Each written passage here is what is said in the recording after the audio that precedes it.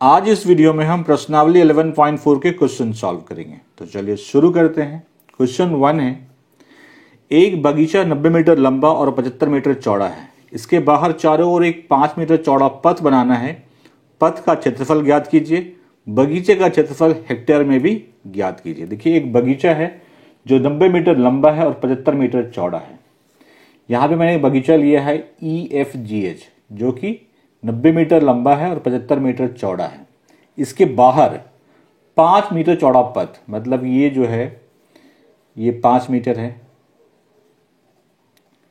ये भी 5 मीटर है, मतलब चारों तरफ 5 मीटर एक चौड़ा पथ दिया हुआ। इधर ये भी 5 मीटर है और ये भी 5 मीटर है।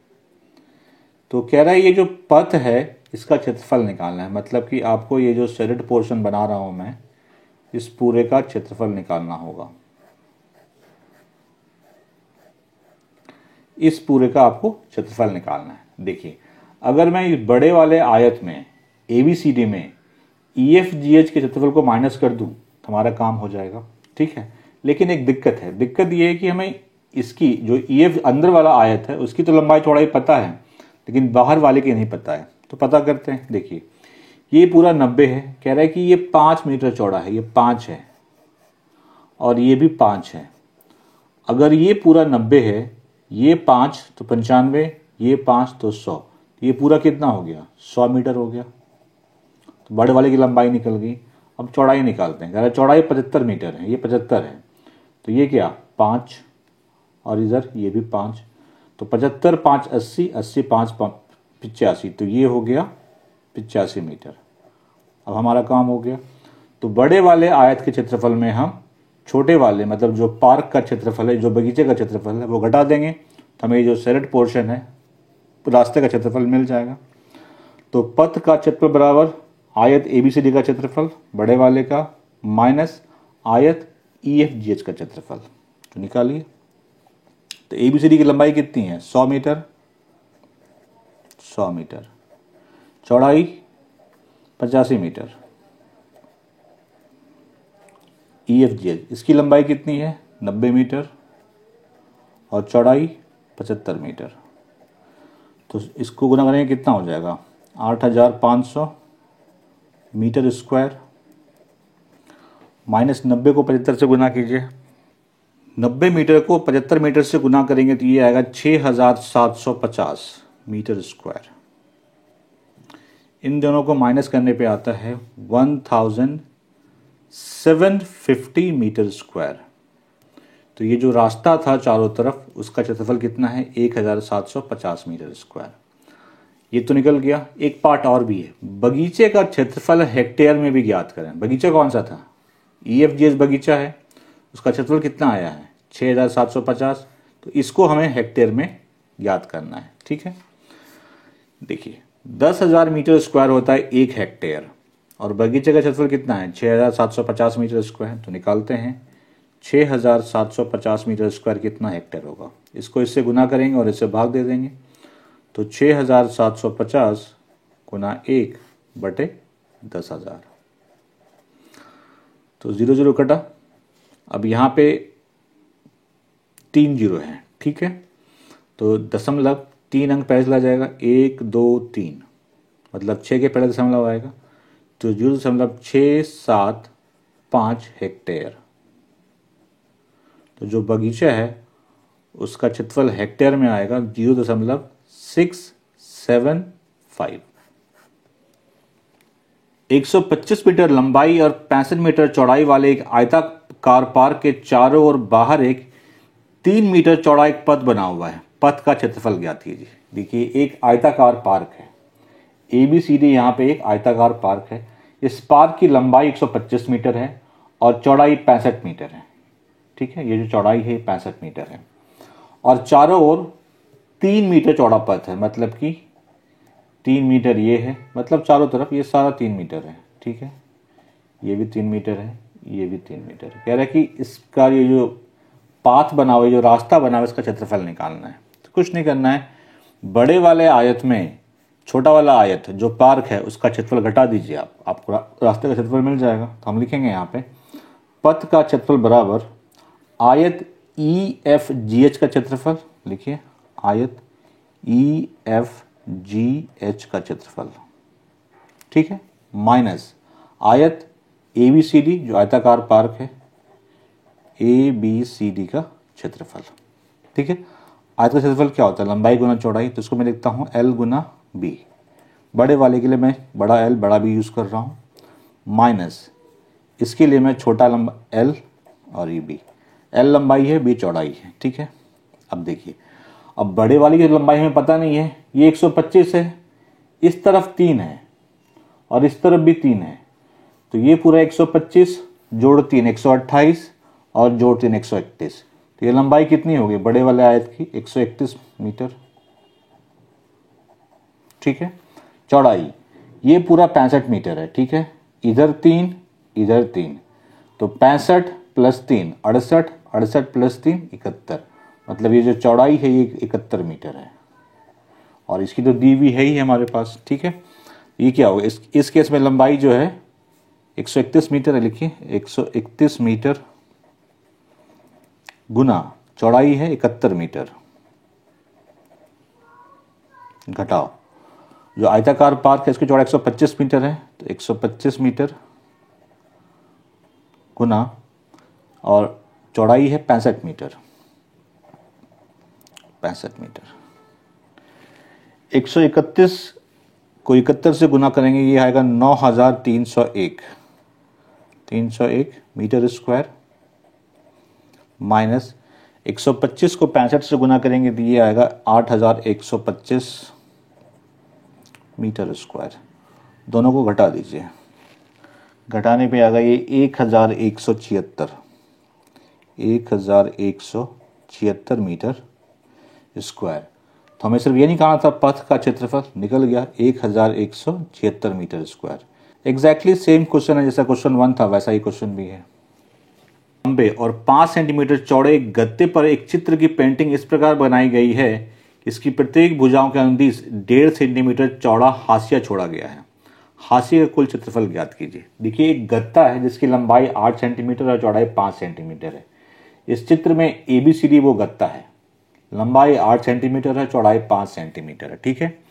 और इसके बीच में ये पेंटिंग है, EFGH जो है एक पेंटिंग है, और ये जो हाशिया छोड़ा गया जो मैंने इसको ब्लू पेन से किया है, ये चारों तरफ जो है ये 1.5 मीटर छोड़ा गया, मतलब ये 1.5 मीटर है, ये भी 1.5 मीटर है, मतलब चारों तरफ 1.5 मीटर छोड़ा गया है। हमें इस हाशिए का क्षेत्रफल निकालना है। देखिए, जैसा क्वेश्चन 1 था क्वेश्चन 2 वैसा ही है, उसमें पथ का निकालना था, इसमें हाशिए का निकालना है। तो कुछ नहीं करना है, बड़े वाले आयत में छोटे वाले आयत मतलब यानी पेंटिंग का क्षेत्रफल घटा देना है आपको। देखिए, बड़े वाले आयत की तो लंबाई चौड़ाई पता है हमें, लेकिन इस पेंटिंग की नहीं पता है, कैसे निकालेंगे? देखिए, ये पूरा 8 है, क्वेश्चन कह रहा है कि ये वाला जो है हाशिया ये 1.5 मीटर है और ये भी 1.5 मीटर है, तो 1.5 प्लस 1.5 कितना हुआ? 3। ये पूरा 8 है, उसमें अगर 3 माइनस कर देंगे तो ये और निकल जाएगा हमारा, तो 8 में 3 माइनस करेंगे क्या बचेगा? 5। तो जो पेंटिंग है उसकी लंबाई 5 सेंटीमीटर हो गई, और ये पूरा 5 है, ठीक है। तो अगर ये पूरा 5 है तो 1.5, ये 1.5 हुआ, ये 1.5 हुआ, तो 1.5 और 1.5 3। तो 5 में अगर हम ये 1.5 और ये 1.5 माइनस कर दें तो 5 माइनस 3 2 होगा, तो ये 2 हो गया। तो पेंटिंग की लंबाई 5 सेंटीमीटर, चौड़ाई 2 सेंटीमीटर। अब निकल जाएगा हाशिए का क्षेत्रफल, ये वाला पार्ट जो है दैट इज कॉल्ड हाशिया। गत्ते ABCD का क्षेत्रफल, यही गत्ता है, तो लिखिए गत्ते ABCD का क्षेत्रफल माइनस पेंटिंग EFGH का क्षेत्रफल, पेंटिंग EFGH का क्षेत्रफल। लंबाई गुना चौड़ाई कर दीजिए इसको, ये भी लंबाई गुना चौड़ाई होता है, ठीक है। तो लंबाई 8 है, चौड़ाई 5 है, पेंटिंग की लंबाई 5 है और चौड़ाई 2 है, ठीक। तो 8 पंचे 40 माइनस 10 बराबर 30 सेंटीमीटर स्क्वायर, क्योंकि सब सेंटीमीटर में तो जो हाशिया है इसका क्षेत्रफल होगा 30 सेंटीमीटर स्क्वायर। 5.5 मीटर लंबे और 4 मीटर चौड़े कमरे के चारों ओर बाहर 2.25 मीटर चौड़ा एक बरामदा बनाया गया है। ज्ञात कीजिए बरामदे का क्षेत्रफल क्या होगा। दूसरा है 200 रुपये प्रति मीटर की दर से बरामदे के फर्श पर सीमेंट कराने का व्यय क्या होगा। देखिए एक कमरा है जो कि 5.5 मीटर लंबा है और 4 मीटर चौड़ा है। यहाँ पे EFGH वो कमरा है जिसकी लंबाई है 5.5 मीटर, मतलब 5.5 मीटर ये लंबाई है, और चौड़ाई जो है ये वाला पोर्शन जो है ये 4 मीटर है। कह रहा है इस कमरे के चारों ओर 2.25 मीटर चौड़ा एक बरामदा बनाया गया है। मतलब ये जो है सरेट पोर्शन जो है ये बरामदा है, और बरामदा क्या है 2.25 मीटर चौड़ा है। मतलब ये 2.25 मीटर है, ये भी 2.25, ये भी 2.25 और ये भी 2.25। हमें इस बरामदे का क्षेत्रफल निकालना है। कुछ नहीं करना है, बड़े वाले आयत में ABCD में अगर हम EFGH जो कमरा है उसका क्षेत्रफल माइनस कर देंगे तो हमारे पास जो बरामदे का क्षेत्रफल निकल जाएगा। तो बरामदा का क्षेत्रफल बराबर आयत ABCD का क्षेत्रफल, देखिए आयत ABCD का क्षेत्रफल माइनस आयत EFGH जो कि कमरा है EFGH का क्षेत्रफल। अब देखिए जो कमरा है उसकी तो लंबाई चौड़ाई दी हुई है, लेकिन ये जो बाहर है बाहर वाले को तो पता नहीं है। तो देखिए ये 5.5 मीटर है और ये जो है ये 2.25 है और ये भी 2.25 है। तो पूरा कितना हो गया समझ लीजिए, ये 5.5 था,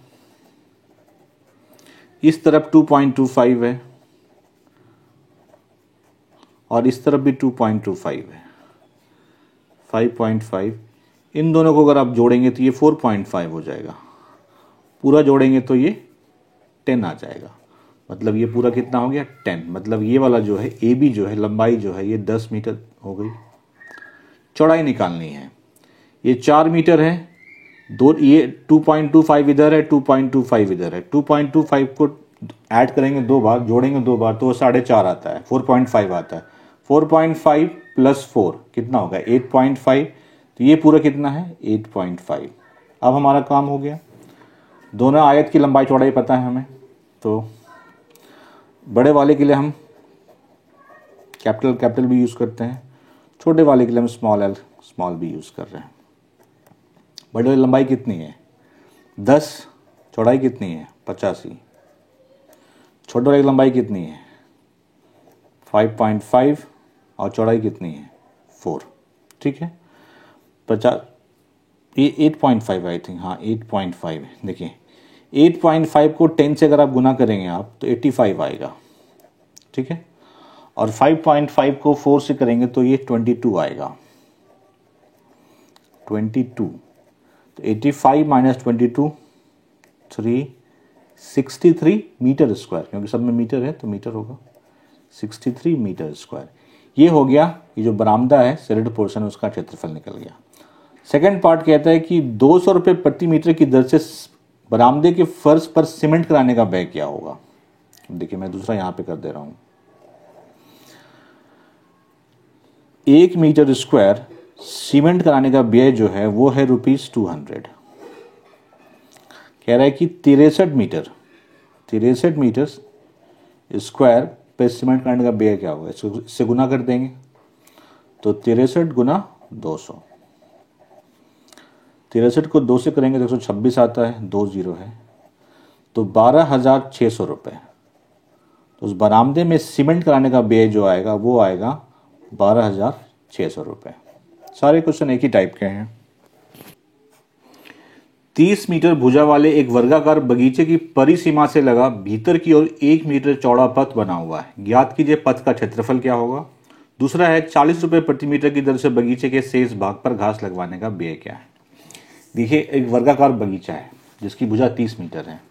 यहाँ पे ABCD जो है वो वर्गाकार बगीचा है जिसकी भुजा 30 मीटर है। इसके अंदर, इस वर्गाकार बगीचे के अंदर 1 मीटर चौड़ा पथ है। मतलब कि ये 1 मीटर है, ये भी 1 मीटर, मतलब चारों तरफ 1-1 मीटर। ये 1 मीटर है, ये भी 1 मीटर है। ठीक है, तो पहले ये जो पथ है, ये वाला पोर्शन जो है जिसको मैंने ब्लू पेन से कर रखा है, उसका क्षेत्रफल निकालना है। तो अगर मैं वर्ग, ये जो बगीचा है ABCD, इसका क्षेत्रफल निकाल लूँ उसमें मैं अगर ये वाला जो वर्ग है EFGH, इसका क्षेत्रफल अगर मैं माइनस कर दूं तो हमें ये जो पथ है इसका क्षेत्रफल मिल जाएगा। तो हम लिखेंगे यहाँ पे पथ का क्षेत्रफल बराबर वर्ग ABCD का क्षेत्रफल माइनस वर्ग EFGH का क्षेत्रफल। ठीक है, तो निकालिए।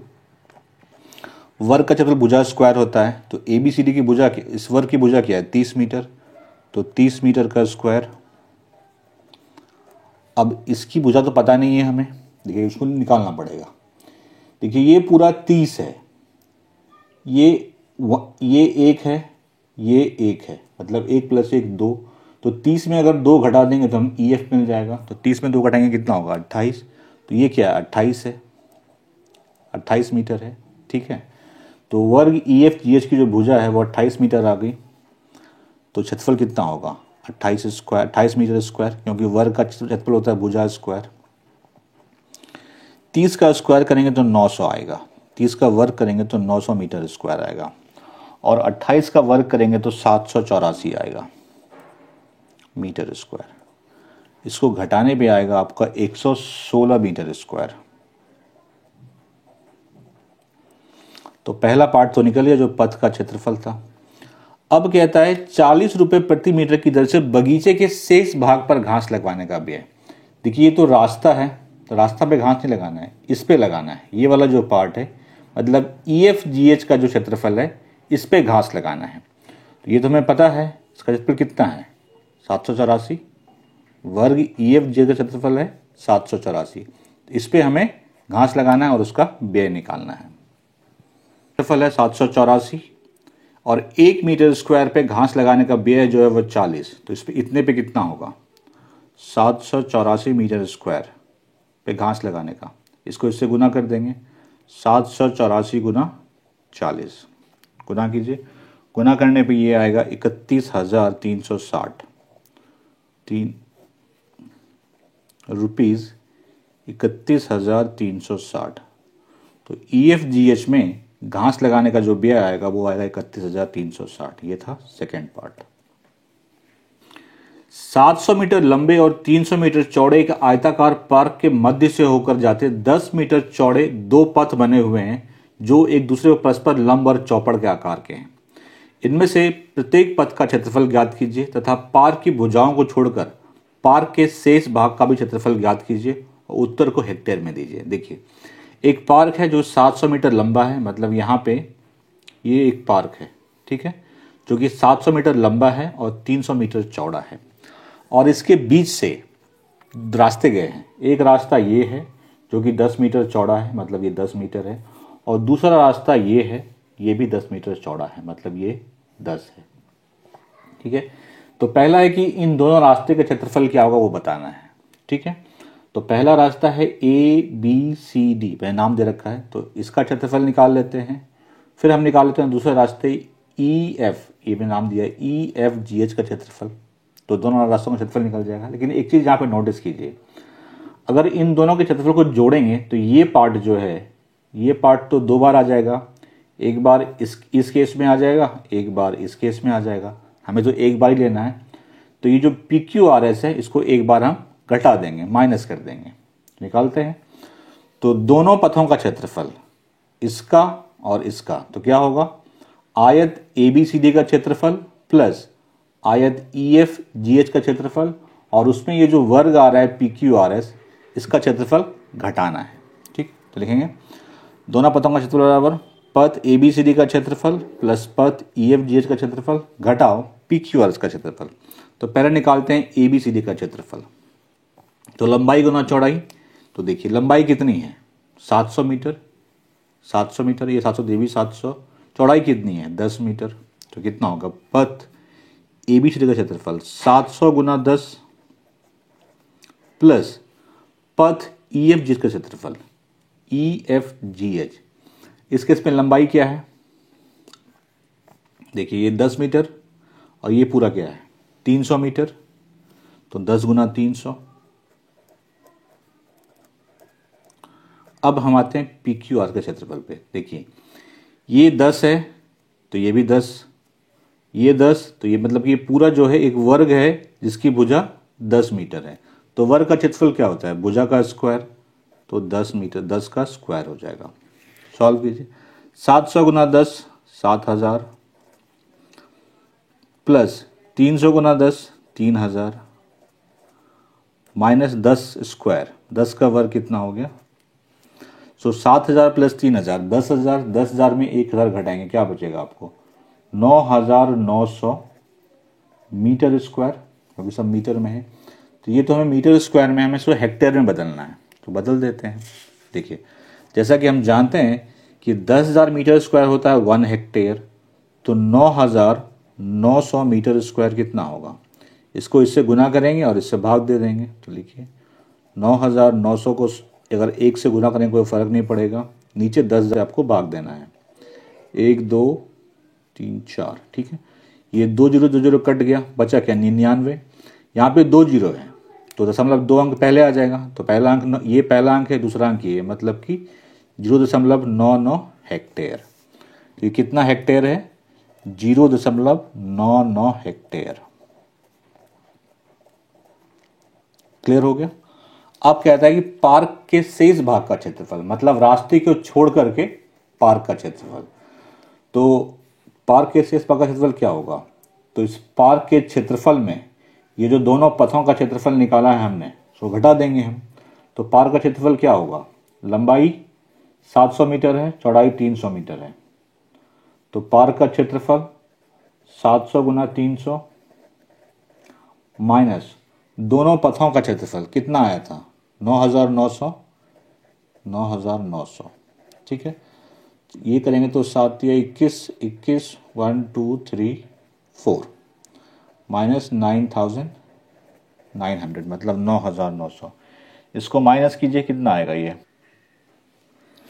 माइनस करने पे ये 2,01,00,100 मीटर स्क्वायर आएगा, ठीक है। ये भी मीटर स्क्वायर में है, इसे हमें हेक्टेयर में बदलना है, तो बदल लेते हैं जैसे बदला था हमने। 10,000 मीटर स्क्वायर 1 हेक्टेयर होता है, हमारे पास क्या है?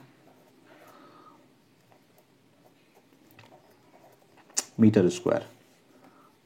तो इसको इससे गुना कर देंगे, इससे भाग दे देंगे, तो कर दीजिए 1 2 10 पे 4 जीरो है, 2 जीरो कट गया, अब यहाँ पे 2 जीरो बचा, तो 0.2 अंक जाएगा, 1 अंक 2 अंक, मतलब कि 20.01 हेक्टेयर।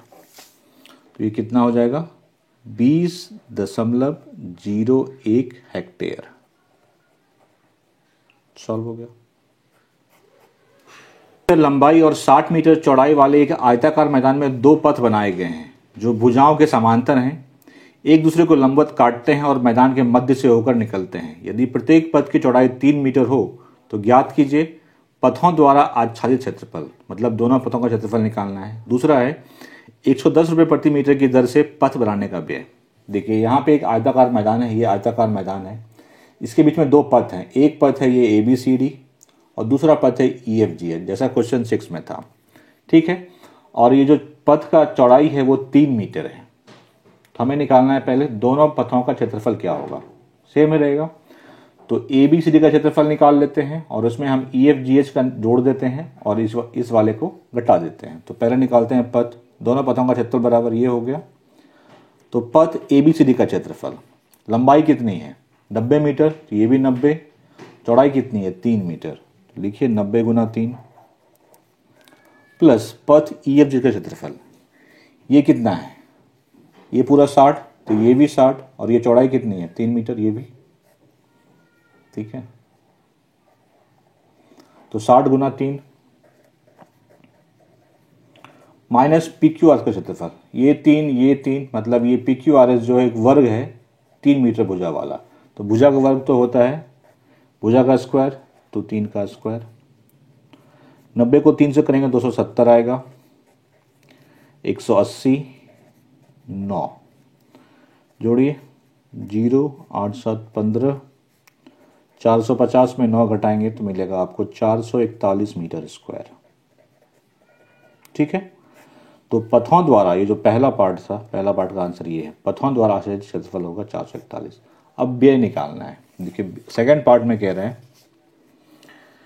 कि 110 मीटर स्क्वायर 110 मीटर स्क्वायर पथ बनाने का जो व्यय है वो व्यय है, सॉरी 1 मीटर स्क्वायर पथ बनाने का व्यय है 110 रुपये। हमने 441 बनाए हैं तो इसका व्यय कितना होगा, इसको इससे गुना करेंगे। 441 गुना 110 गुना कर दीजिए 1510। तो दोनों पथों को बनाने के लिए जो खर्च आएगा वो खर्च आएगा 48,510 रुपये। सॉल्व हो गया। सेंटीमीटर त्रिज्या वाले एक वृत्ताकार पाइप के चारों ओर एक रस्सी लपेटती है जैसा दिखाया गया है और रस्सी की आवश्यक लंबाई को काट लेती है। इसके बाद वह उसे 4 सेंटीमीटर भुजा वाले एक वर्गाकार बॉक्स के चारों ओर लपेटती है जैसा दिखाया गया है। क्या उसके पास कुछ और रस्सी बचेगी? पहले क्वेश्चन समझ लेते हैं। प्रज्ञा, ये कोई वृत्ताकार पाइप है। प्रज्ञा इस वृत्ताकार पाइप पे एक रस्सी लपेटती है, ठीक है, और जितनी रस्सी इसमें लगी है उसको काट के अलग कर लेती है। उसी रस्सी को फिर वो एक वर्ग पे जिसकी भुजा 4 सेंटीमीटर उसमें लपेटती है।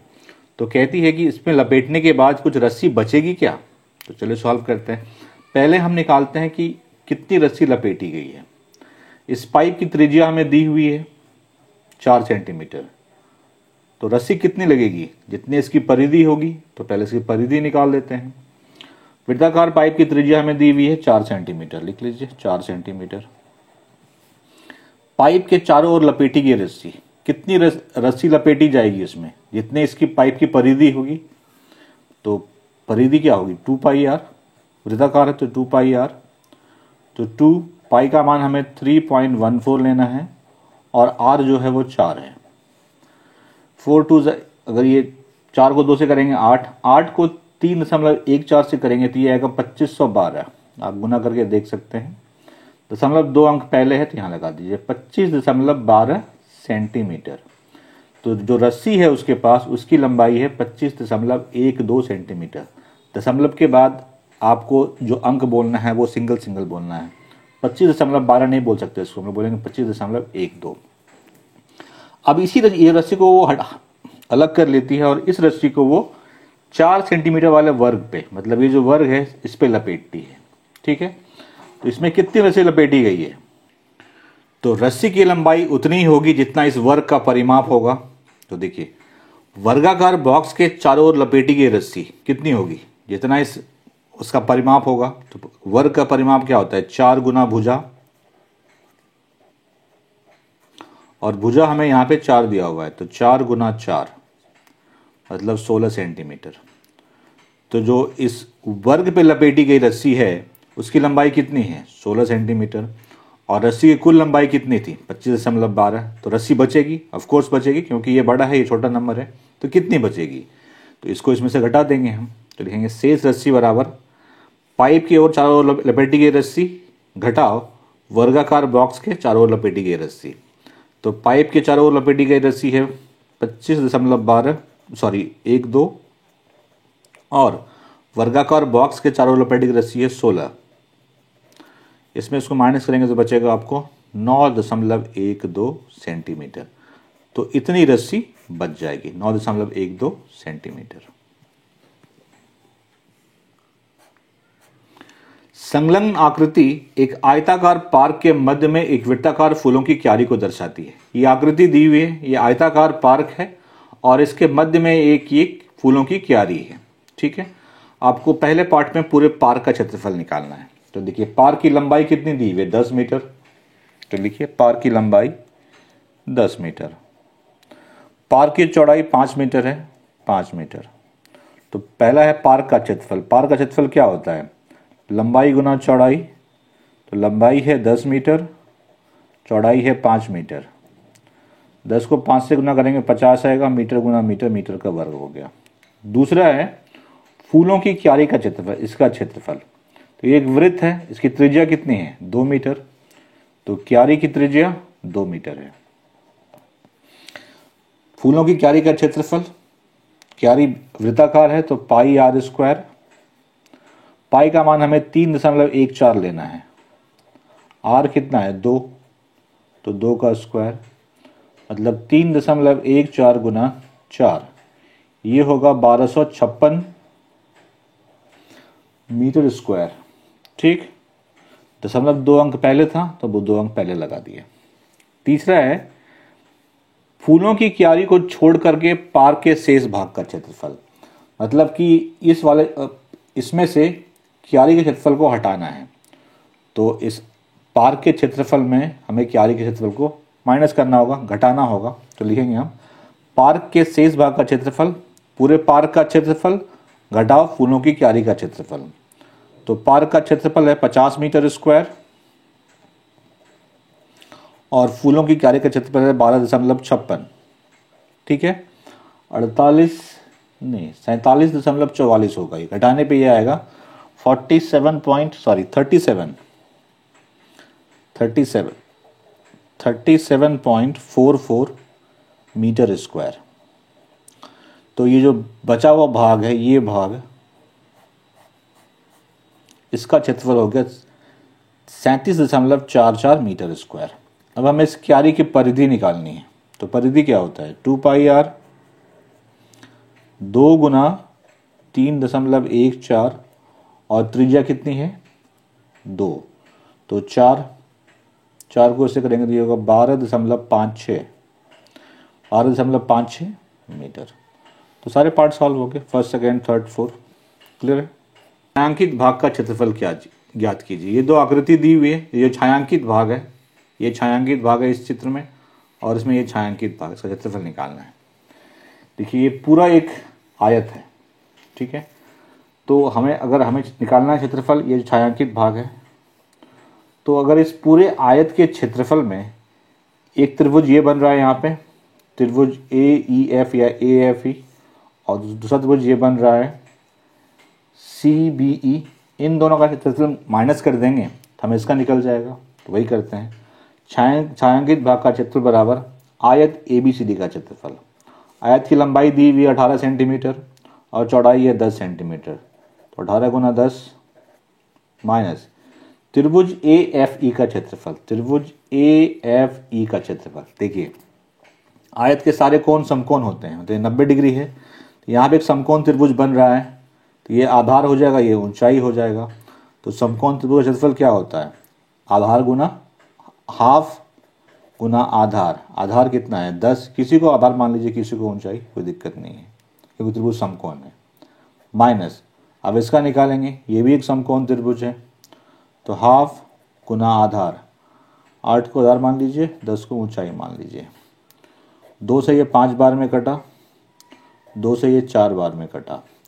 18 को 10 से गुना करेंगे 180 होगा, 5 को 6 से करेंगे 30 और 4 को 10 से करेंगे 40। 180 में 30 घटाएंगे 150 बचेगा, 150 में 40 घटाएंगे 110 बचेगा। तो ये जो पार्ट है, ये वाला पार्ट, इसका क्षेत्रफल कितना हो गया 110 सेंटीमीटर स्क्वायर। अब इसको सॉल्व करते हैं। इस फिगर में हमें ये जो छायांकित भाग है, मतलब त्रिभुज QTU, इसका क्षेत्रफल निकालना है। तो देखिए त्रिभुज QTU का क्षेत्रफल कैसे निकल सकता है, अगर इस वर्ग के क्षेत्रफल में, एक वर्ग है जिसकी भुजा की लंबाई 20 सेंटीमीटर है, तो इस वर्ग के क्षेत्रफल में अगर यहाँ पे जो 3 त्रिभुज बन रहे हैं, एक त्रिभुज ये है, दूसरा ये है और तीसरा ये है, अगर इन तीनों के क्षेत्रफल को माइनस कर दें तो हमारा काम हो जाएगा। तो देखिए त्रिभुज QTU का क्षेत्रफल, त्रिभुज QT का क्षेत्रफल बराबर वर्ग PQRS का क्षेत्रफल, इस पूरे का क्षेत्रफल, माइनस त्रिभुज PQT का क्षेत्रफल, PQT पहला वाला, माइनस त्रिभुज QUR का क्षेत्रफल, QUR तीसरा वाला, माइनस त्रिभुज TSU का क्षेत्रफल। अगर इसमें इन तीनों को माइनस कर देंगे तो हमारा काम हो जाएगा। तो करते हैं, देखिए वर्ग का क्षेत्रफल क्या होता है, भुजा स्क्वायर, भुजा कितनी है इसकी 20 सेंटीमीटर, तो 20 स्क्वायर। त्रिभुज PQT का क्षेत्रफल, PQT, देखिए वर्ग के भी सारे कोण समकोण होते हैं, तो इसको हम आधार मान सकते हैं, इसको ऊंचाई मान सकते हैं। देखिए ये पूरा कितना है 20, तो ये भी 20 होगा। ये पूरा 20 है और ये 10 दिया हुआ है, तो ये 10 हो गया। तो लिखेंगे हाफ गुना आधार, आधार ले रहे हैं हम यहाँ पे PQ और ऊंचाई ले रहे हैं हम लोग TP, माइनस त्रिभुज PQT का क्षेत्रफल, हाँ नहीं तो हो गया। त्रिभुज क्यू आर का क्षेत्रफल, क्यू यू आर का क्षेत्रफल, इसमें हम इसको आधार मान रहे हैं, इसको ऊंचाई मान रहे हैं, तो minus half U R into Q R minus त्रिभुज टी एस यू का क्षेत्रफल, टी एस यू, इसमें हम इसे आधार मान रहे हैं, ऊंचाई मान रहे हैं, तो हाफ आधार है एस यू और ऊंचाई है टी एस। देखिए 20 का वर्ग होता है 400, हाफ पी क्यू कितना है 20, ये पूरा 20 है, टीपी, टीपी कितना है 10, यू आर 10 है, क्यू आर 20 है, एस यू 10 है और टी एस ये भी 10 है। क्लियर है? चलिए सॉल्व करते हैं। 2 से ये 5 बार में 10 बार में कैंसिल हो गया, 2 से ये 5 बार में कैंसिल हो गया और 2 से ये 5 बार में कैंसिल हो गया। ठीक है, तो 400 माइनस 10 को 10 से करेंगे तो 100 होगा, 5 को 20 से करेंगे तो ये भी 100 होगा और 5 को 10 से करेंगे तो 50 होगा। तो माइनस कीजिए, 400 में 100 माइनस करेंगे 300 बचेगा, 300 में 100 करेंगे 200 बचेगा, 200 में 50 माइनस करेंगे कितना बचेगा 150, तो 150 सेंटीमीटर स्क्वायर आंसर होगा इसका। जो छायांकित भाग है त्रिभुज क्यू टी, इसका क्षेत्रफल होगा 150 सेंटीमीटर स्क्वायर। चतुर्भुज एबीसीडी का क्षेत्रफल ज्ञात कीजिए। यह यहाँ AC बराबर 22 सेंटीमीटर है, BM 3 सेंटीमीटर है, DN 3 सेंटीमीटर और BM AC पे लंब है और DN AC पे लंब है। चतुर्भुज ABCD का क्षेत्रफल आपको ज्ञात करना है। ठीक है, AC, ये AC जो है ये 22 मीटर है और ये BM उस पे लंब है जिसकी लंबाई है 3 सेंटीमीटर और ये DN AC पे लंब है, इसकी भी लंबाई 3 सेंटीमीटर है। देखिए हमें निकालना है चतुर्भुज ABCD का क्षेत्रफल। अगर मैं त्रिभुज ABC का क्षेत्रफल निकाल करके उसमें मैं त्रिभुज ADC का क्षेत्रफल जोड़ दूं तो निकल जाएगा, वही करना है। तो लिखेंगे यहाँ पे चतुर्भुज ABCD का क्षेत्रफल बराबर त्रिभुज ABC का क्षेत्रफल प्लस त्रिभुज ADC का क्षेत्रफल। तो निकालिए, पहले निकालते हैं त्रिभुज ABC का क्षेत्रफल। तो देखिए ये आधार हो गया, ये ऊंचाई हो गया। आधार कितना है 22 सेंटीमीटर, ऊंचाई कितनी है 3 सेंटीमीटर। त्रिभुज ADC का क्षेत्रफल, ADC आधार इसमें कितना है 22 गुना 3। आप चाहे तो एक स्टेप और लिख सकते थे, त्रिभुज ABC का क्षेत्रफल बराबर हाफ गुना AC गुना BM और ADC लिख सकते थे हाफ AC गुना DN। उतना अंडरस्टूड है इसलिए मैंने उसको लिखा नहीं। ठीक है, अब इसको हल कीजिए। 2 से 11 बार में कटा, 2 से 11 बार में कटा, 11 को 3 से गुना करेंगे 33 आएगा और 11 को 3 से करेंगे 33, 33 प्लस 33 66 सेंटीमीटर स्क्वायर। तो ये चतुर्भुज ABCD इसका क्षेत्रफल होगा 66 सेंटीमीटर स्क्वायर। आज का वीडियो मैं यहीं समाप्त कर रहा हूँ। किसी भी क्वेश्चन में अगर कोई डाउट है कमेंट सेक्शन में पूछे, मैं जवाब जरूर दूंगा। वीडियो अच्छा लगा लाइक शेयर जरूर कीजिए। Thank you very much.